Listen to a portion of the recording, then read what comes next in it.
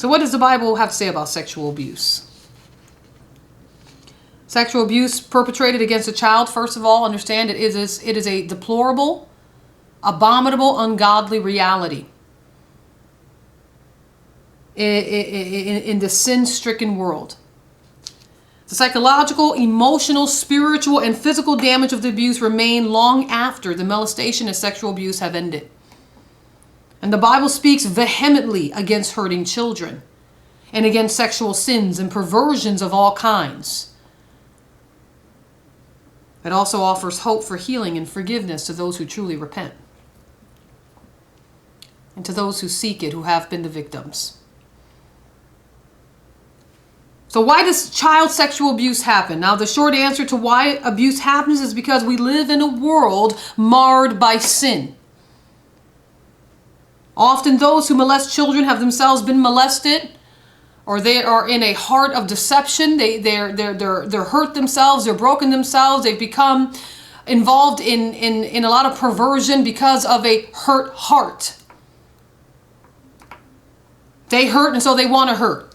They feel that their innocence has been hurt in some way, even as adults, and they want to hurt innocence. And in them being hurt, they choose to victimize children in an attempt to regain some kind of sense of power, of worthiness. It sounds crazy, but that's what it is.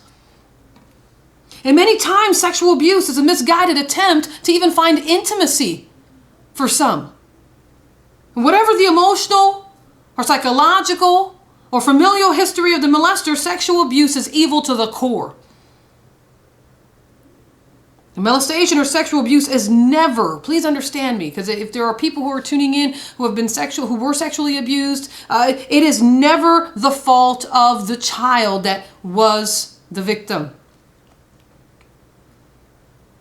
Because you'll have the perpetrator in the midst of the sexual abuse or afterward tell that child, this is all your fault. If you say anything, you're going to get in trouble. So you have to keep quiet. This is why we got to talk to our children.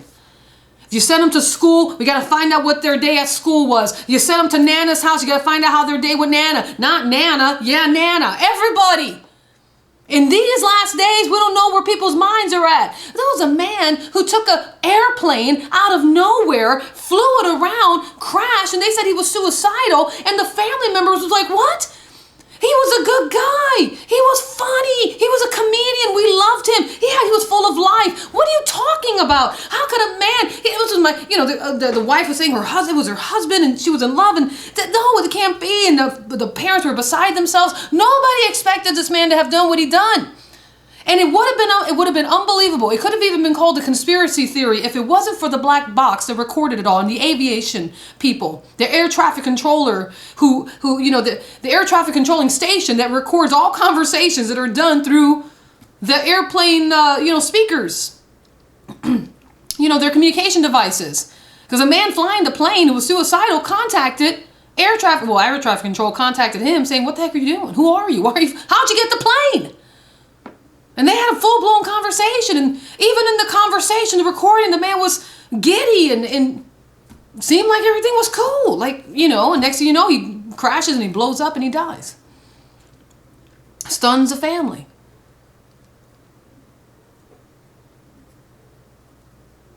We got to talk to the kids. Because the kids aren't just going to come and tell us, hey, listen, I was sexually abused, Mom.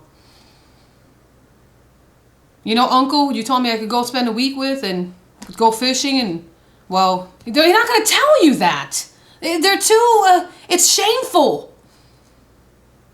A lot of times they get threatened. We got to talk to them. Nobody wants to hear this. I know it's hard, but we got to talk to them because these are God's children. And we have a responsibility to them to protect them and to nourish them and love them and help them. And for those who have gone through that, to where their children were abused and you didn't know it, and by God's grace, you come to find out, it doesn't mean that it was your fault either. But now we have to do something. We have to make sure it doesn't happen again. And now we have to tend to our children in a way that we've never tended to them before. You have to cover them in a way that you've never covered them before. And now you both are going to need the counsel of God to receive God's healing.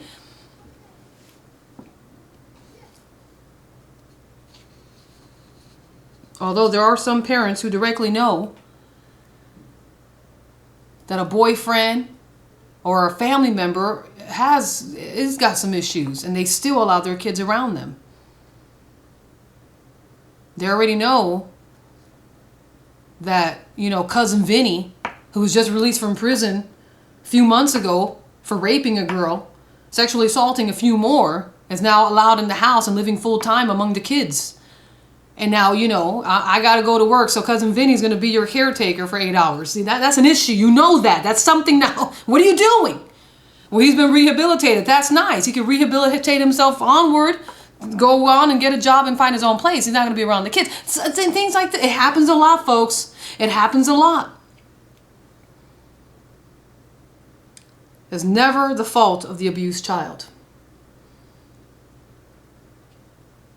Many victims of abuse experience shame and guilt. A lot of kids do, and the children cannot be held responsible for these crimes that are perpetuated by the one who's doing them.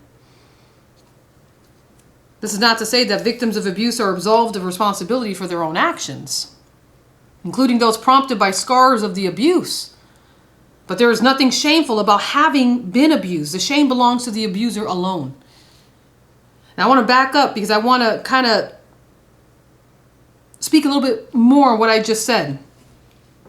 This is not to say that victims of abuse are absolved of responsibility for their own actions, including those prompted by scars of abuse. And what I mean by that is that children who have been abused, if they have not received healing from Jesus Christ, a lot of times they grow up and they abuse.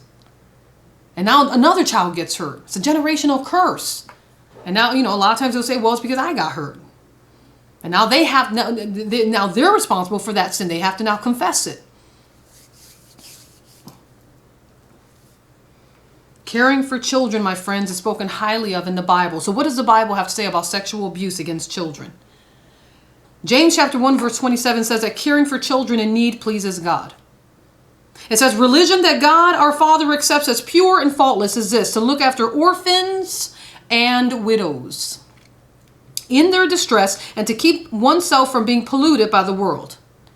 Ephesians 6:4 says, fathers, do not exasperate your children. Instead, bring them up in the training and instruction of the Lord. Psalm chapter 127 verse 3 says, it calls children a heritage from the Lord. In other words, they're not to be seen as burdens. They're not to be seen as at fault. They're a blessing from the Lord, and they're to be told this.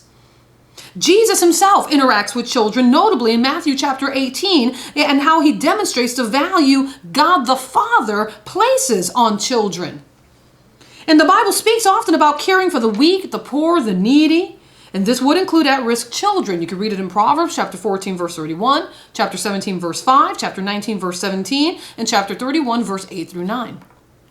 Followers of Jesus Christ are consistently called to love one another, especially the children.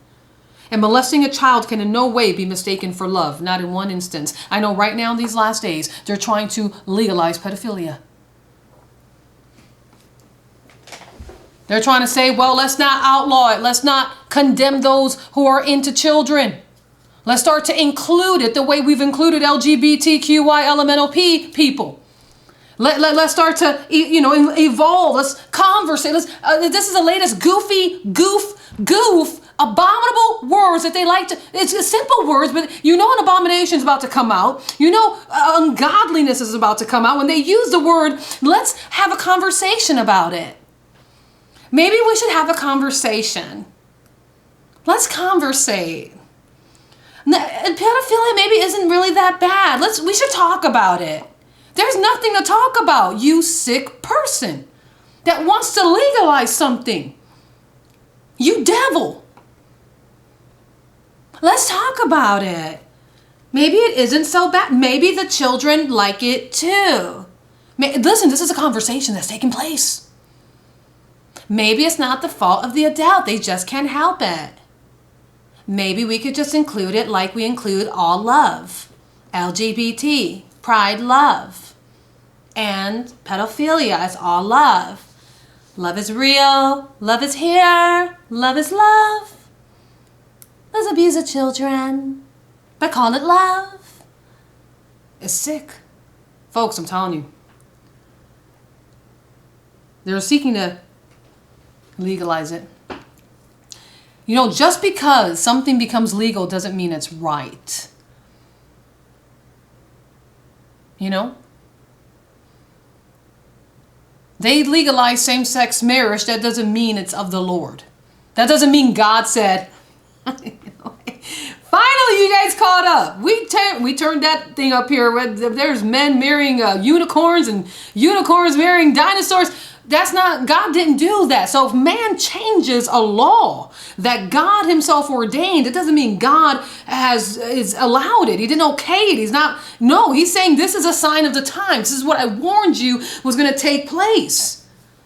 I warned you this was what it was going to happen. This is there it is. Do you see that? That's my sign. That's a sign that I'm coming soon. That's a sign that my day is nigh. That's a sign that you need to get your house in order. That's a sign that my judgment is near. That's a sign that when you see tribulation happening in this world and you say, well, why God did it? Now you have to go back to what you just thought was okay and what you thought I was okay with and say, now, wait a minute. We broke God's law. Not only did we break it, we thumbed it and we say, thanks, God, we got this from here. We don't need you now. We are doing our own laws. The Bible also speaks strongly against sexual sin. We know that sex is a gift from God, but and I don't want to say it's not really sex, it's intimacy. You know, sex is what the world uses. I'm not going to use the word sex when it comes to intimacy between a man and a woman, a husband and a wife. That's intimacy. With the Lord involved, the two becoming one flesh. And that is a gift. And it's meant for marriage. But sexual perversion of all kinds is soundly condemned. And sexually assaulting a child is never justifiable, folks. It is always wrong.